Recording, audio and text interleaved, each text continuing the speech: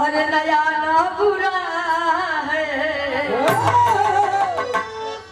अरे नया ना बुरा है, न जाना बुरा है, नया ना बुरा है, न जाना बुरा है।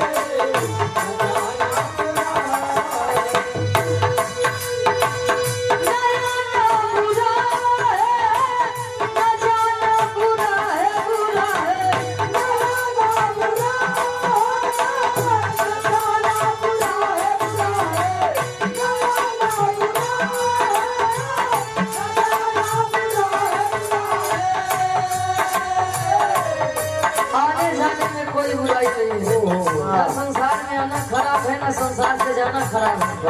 खराबी बस एक ही का हसीनों से दिल का, हसीनों से दिल का लगाना बुरा है, हसीनों से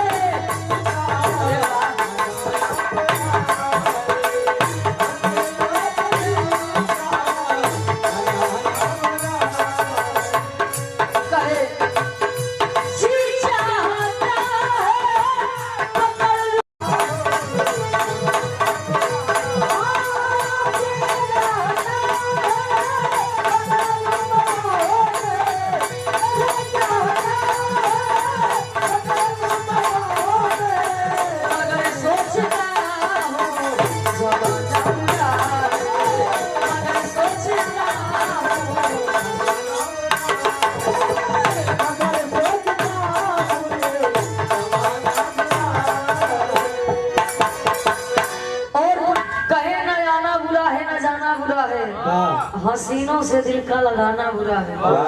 कहे दुश्मन मिले सवेरे मगर मतलबी याद न मिले, अरुआ रहा जन्म भर मगर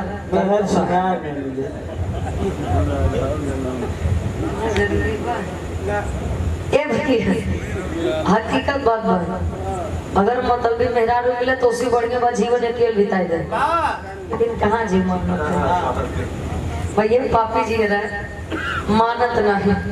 कहे जी चाहता है पकड़ लूं मैं बाहों में, मगर सोचता हूँ जमाना बुरा है। जमाना बड़ा बुरा है भाई।